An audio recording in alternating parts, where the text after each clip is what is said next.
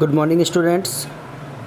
बच्चों, हम लोग हमारी लिटरेचर में सेकंड पोएम की चर्चा कर चुके हैं। सेकंड पोएम जो कि जॉन मिल्टन के द्वारा लिखी गई है, पोएम्स बाय मिल्टन, उसमें हम पहली पोएम पढ़ चुके हैं ऑन टाइम, समय के बारे में। देखिए, आपने ये तो देखा कि जॉन मिल्टन उस समय जो समय था वो बहुत ही ख़राब था।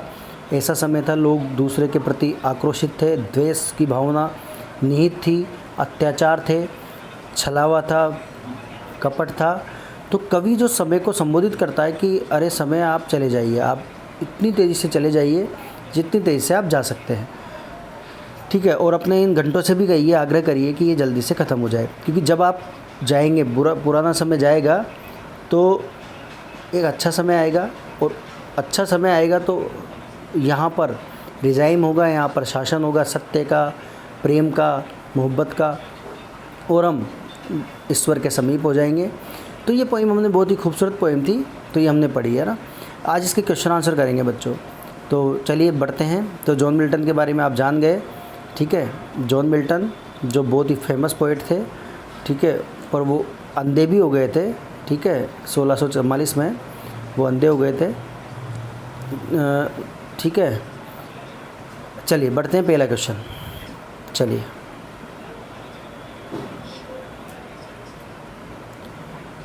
बच्चों, फर्स्ट क्वेश्चन आपके सामने है। What qualities are needed to get blessings from God? कौन सी क्वालिटीज़, गुणों की आवश्यकता होती है to get blessings from God, भगवान से आशीर्वाद प्राप्त करने के लिए? तो बच्चों, ईश्वर से आशीर्वाद प्राप्त करने का मतलब है, ईश्वर उन्हीं लोगों को आशीर्वाद देता है जो सच्चे हैं, जो दिव्य हैं, ठीक है, जो प्रेम, सत्य आदि से जीते हैं, दूसरे को दुख नहीं पहुंचाते हैं। भगवान उनको पसंद करता है, ठीक है। तो इसका आंसर देखिए, the man who wants to be blessed, व्यक्ति जिसे आशीर्वाद की आवश्यकता होती है बाय गॉड, भगवान के द्वारा, must be divine and good, जो दिव्य और अच्छा होना चाहिए, इन परफेक्ट सेंस, पूर्ण अर्थों में, पूर्ण भाव में। देयर शुड बी लव, वहाँ पर प्रेम होना चाहिए, ट्रुथ, सच्चाई होनी चाहिए, एंड एटीट्यूड, और दृष्टिकोण होना चाहिए, टू लिव, जीने के लिए, एंड लेट लिव, और दूसरों को, लेट लिव अदर्स, और दूसरों को जीने देने के लिए, इन पीस, शांति से, इन द ह्यूमन बीइंग, मानव में। God likes them all, God जो है उन सबको पसंद करता है। गॉड ब्लेसेस सच पीपल, भगवान उन सभी लोगों को आशीर्वाद देता है, विद हिज केयर, उसकी केयर के साथ, उसकी देखरेख के साथ, इन अबाउंडेंस, प्रचुर मात्रा में, प्रचुरता में, अबाउंडेंस, प्रचुरता। Man has to do a lot, आदमी को बहुत कुछ करना होता है, टू प्रूव हिमसेल्फ, अपने आप को सिद्ध करने के लिए, थ्रू आउट हिज लाइफ, उसके संपूर्ण जीवन काल के दौरान।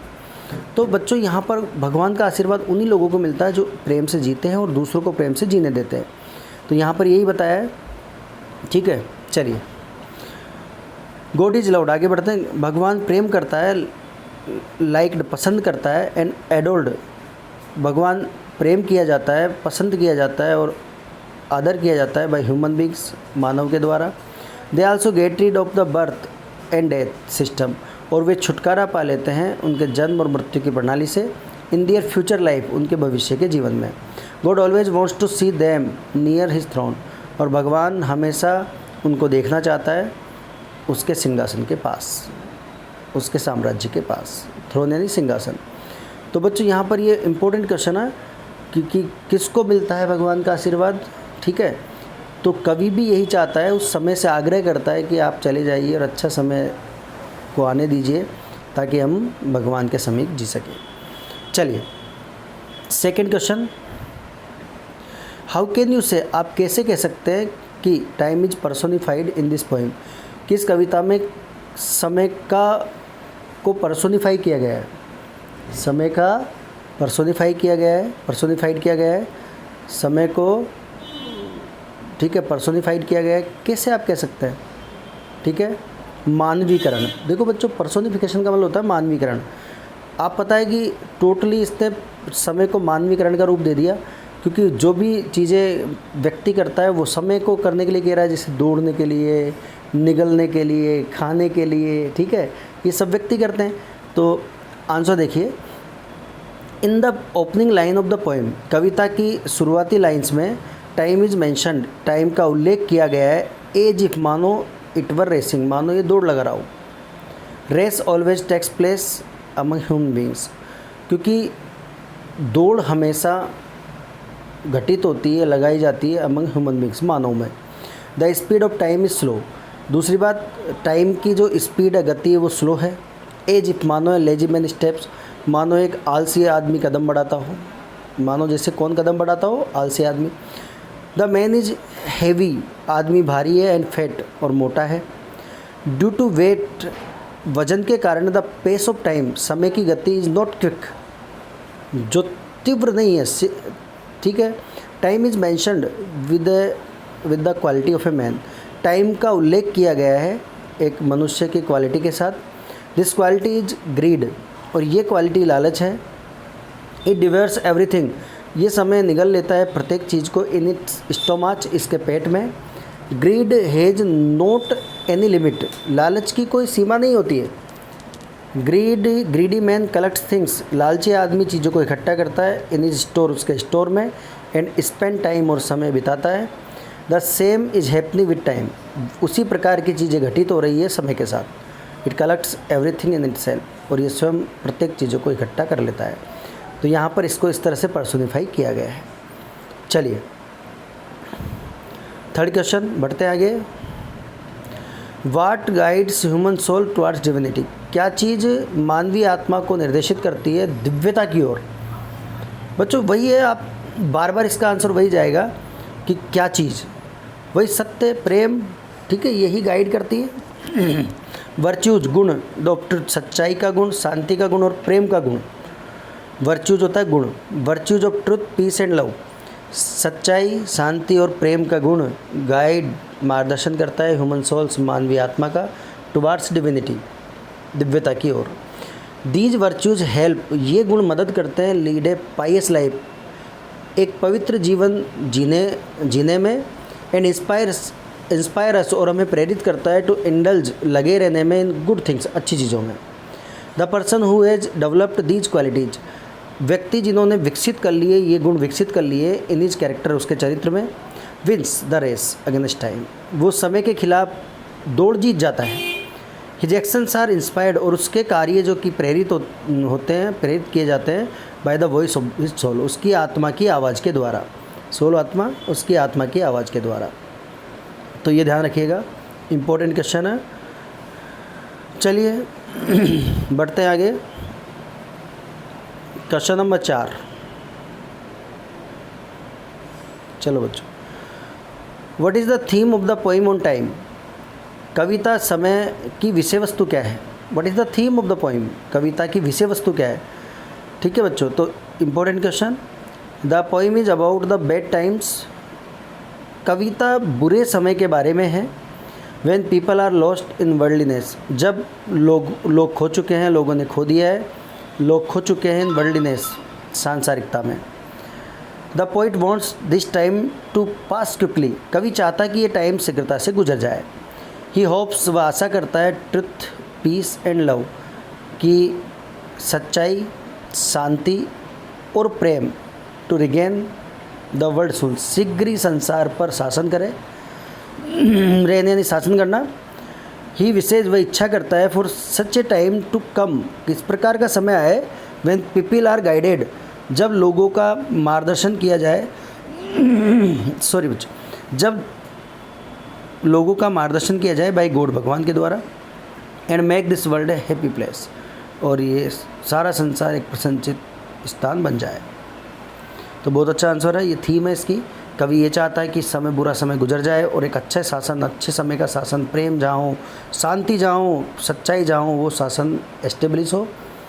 चलिए 5वां question, about the supreme throne of him, भगवान के सर्वोच्च सिंहासन के आसपास। Which supreme throne does the poet talk about, कौन से सर्वोच्च सिंहासन की बात कवि करता है। बच्चों कवि भगवान के सिंहासन की बात करता है, स्वर्ग जहाँ पर सच्चाई हो, प्यार हो, है ना, तो वही चीज़ आ जाती है। The poet talks about the supreme throne of God, कवि बात करता है भगवान के सर्वोच्च सिंहासन के बारे में। दैट इज़ हेवन, जो स्वर्ग है, वह ट्रुथ, पीस एंड लव, जहाँ पर सच्चाई, शांति और प्यार प्रिवेल, व्याप्त हो, एवरीवेयर, हर जगह, फॉर एवर, हमेशा के लिए। प्रिवेल यानी व्याप्त। आफ्टर डेथ, मृत्यु के बाद, when the soul appears in God's presence, जब आत्मा प्रकट हो भगवान की उपस्थिति में, तो its sets off its temporal character, तो ये दूर कर दे इसके एक टेम्पोरल कैरेक्टर को, एक गुस्से वाले चरित्र को। दियर, यहाँ इट ओवरकम्स डेथ, यहाँ पर ये विजय प्राप्त कर लेता है मृत्यु पर और समय पर। And becomes timeless and immortal, और टाइमलेस और अमर बन जाता है, समय रहित और अमर बन जाता है। पढ़ लीजिए फटाफट, चलते हैं आगे। चलिए बच्चों आगे बढ़ते हैं। What is sincerely good and perfectly divine, क्या चीज़ सच्चे रूप से अच्छी और पूर्ण रूप से दिव्य है? क्या चीज़ अच्छी और दिव्य है? तो इसका आंसर देखिए आप, नोबल डीड्स, श्रेष्ठ कार्य, श्रेष्ठ कार्य, नोबल डीड्स। फ्री, जो कार्य मुक्त हो एनवी, ईर्ष्या से, एंड फॉल्स हो, और झूठे दिखावे से, आर सिंसियरली गुड, जो सच्चे रूप से अच्छी है। ठीक है बच्चों, नोबल डीड, श्रेष्ठ कार्य जो मुक्त हो फ्रॉम एनवी, ईर्ष्या से और झूठे दिखावे से, वो सिंसियरली गुड है। दीज इंक्लूड, इन चीज़ों में, इन अच्छी चीज़ों में इंक्लूड शामिल है लव, प्रेम, ट्रुथ, सच्चाई, एंड पीस, और शांति। These very deeds are perfectly divine, ये मात्र कार्य ही पूर्णतः दिव्य है। एज गुडनेस, और इसी प्रकार अच्छाई, is very close to divine, जो दिव्यता के बहुत ही नज़दीक होती है। These deeds bring joy and satisfaction, ये कार्य, ये अच्छे कार्य लेकर आते हैं खुशी और संतुष्टि टू मैन, आदमी के लिए, as well as the receiver, और इसी तरह प्राप्त करने वाले के लिए। थस, इस प्रकार दे आर सिंसियरली गुड, वे पूर्ण रूप से अच्छी हैं, और परफेक्टली डिवाइन, और वो सच्चे रूप से अच्छी है और पूर्ण रूप से दिव्य है। पढ़ लीजिए, इंपॉर्टेंट क्वेश्चन है। चलिए बच्चों हम बात करते हैं 7वें क्वेश्चन की। Y does the poet call the time envious, क्यों कवि समय को ईर्ष्यालु कहता है? बच्चों कवि समय को ईर्ष्यालु क्यों कहता है? इसलिए कहता है कि वहाँ पर जो वो जो टाइम है, उस समय का वो जो समय है, उसमें लोग एक दूसरे से ईर्ष्या करते हैं, लोग बिल्कुल बुराइयों में खोए हुए हैं। ठीक है, लोग लालची हो गए हैं, लोग जो है स्वार्थी हो गए हैं, इसलिए वो उसको ईर्ष्यालु कहता है कि समय ईर्ष्यालु है, तो वो चला जाए, रिक्वेस्ट करता है टाइम से, और वो जाने के बाद अच्छा समय आएगा, क्योंकि आप भी जानते हैं कि जब बुरा समय निकलता है तो अच्छा समय भी आता है ना। तो why does the poet call the time envious, क्यों कवि पुकारता है समय को ईर्ष्यालु? By addressing the time envious, संबोधित करते हुए, समय को ईर्ष्यालु संबोधित करते हुए, Milton wants to indicate, Milton संकेत करना चाहता है टू द टाइम, समय को, व्हेन पीपल आर लॉस्ट, जब लोग खोए हुए हैं, इन वाइसेज, दुर्गुणों में, वाइसेज कौन होता है? दुर्गुण, VICES। ही यूजेज एनवी सिम्बोलिकल, वह उपयोग में लेता है ईर्ष्यालु प्रतीक, अदर वाइसेज, दूसरे दुर्गुणों के लिए, जैसे कि ग्रीड, लालच, सेल्फिशनेस, स्वार्थीपन इत्यादि। देयरफॉर, इसलिए he calls the time envious, वह समय को ईर्ष्यालु पुकारता है, इसलिए वह समय को ईर्ष्यालु पुकारता है। पढ़ लीजिए।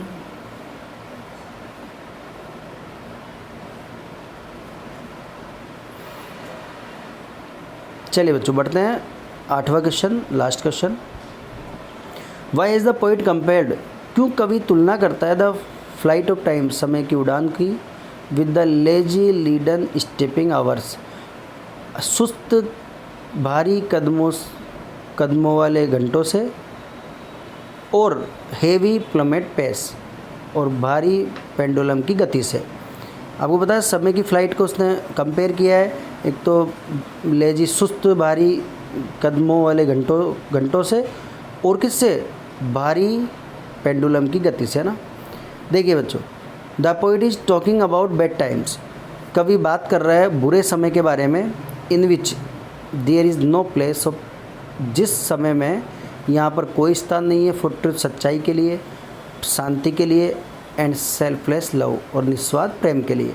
वो समय ऐसा था कि वहाँ पर कोई जगह नहीं थी सच्चाई की, शांति की और निस्वार्थ प्रेम की, है ना। He wants this time to pass quickly, वह चाहता है कि ये समय शीघ्रता से गुजर जाए। कवि चाहता है this time to pass quickly, but it seems to be moving a very slow pace, परंतु ये प्रतीत होता है बढ़ता हुआ बहुत ही धीमी गति से। पर ये जो समय है उस समय का जो बहुत ही धीमी गति से बढ़ता हुआ प्रतीत होता है। हैंस इसलिए द पोइट हैज कंपेयर्ड, कवि ने तुलना की है द फ्लाइट ऑफ टाइम, समय की उड़ान की, against the lazy leaden stepping hours, सुस्त भारी कदमों वाले घंटों से, और हेवी प्लमेट पेस, भारी पेंडुलम वाली गति से। तो कवि ने यहाँ पर उनसे तुलना कर दी कि वो बिल्कुल, आप जानते हैं, लेजी होते हैं बिल्कुल, है ना, जिससे समय गुजर ही नहीं रहा। और वो आपका पता पेंडुलम भी टन धीरे धीरे टन ऐसे बजता है ना, तो वो कहता है कि ये समय जो बहुत स्लो चल रहा है, ये बहुत ख़राब समय है, बहुत स्लो लग रहा है, ऐसा लगता है जैसे बहुत बड़ा समय है ना।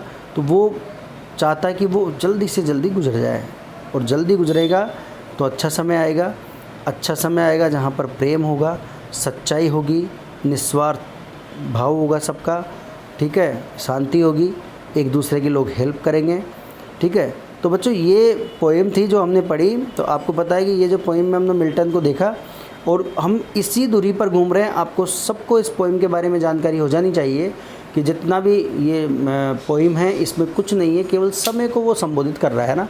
और यहाँ पर वो टाइम और उसके बाद आने वाला टाइम, दोनों में डिफरेंस समझ में आ गया आपको।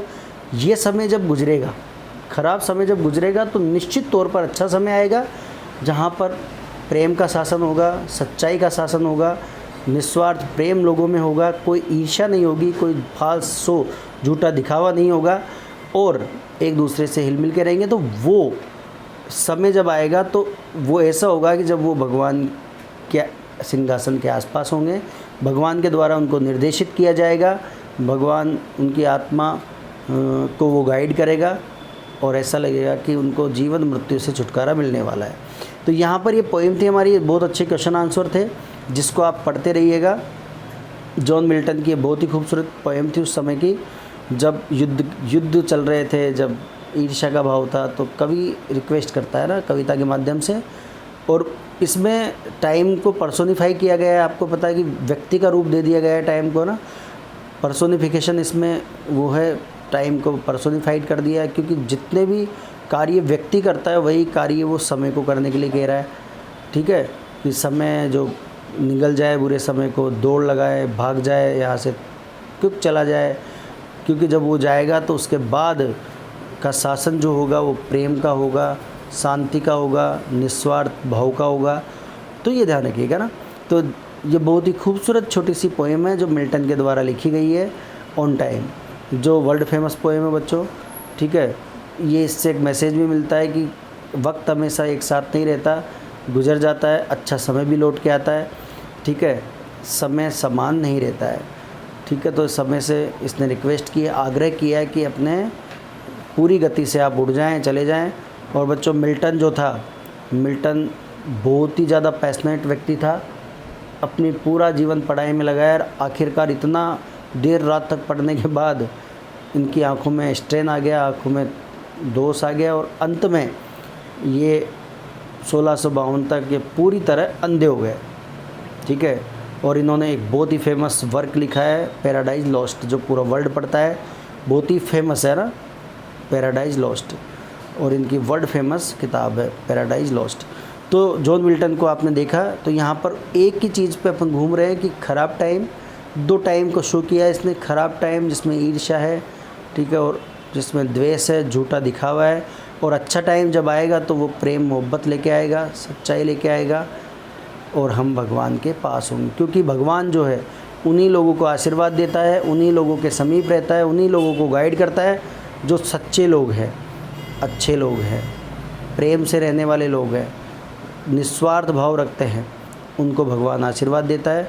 तो कवि की भी इच्छा है जो आपके सामने कवि ने आपके साथ शेयर की है ठीक है बच्चों, तो इन क्वेश्चन आंसर को एक बार देख लेना। ठीक है, फिर बढ़ते हैं, कल हम मिल्टन की दूसरी पोएम पढ़ेंगे। ठीक है, वो आप जानते ही हैं ना। ठीक है बच्चों, ओके बाय।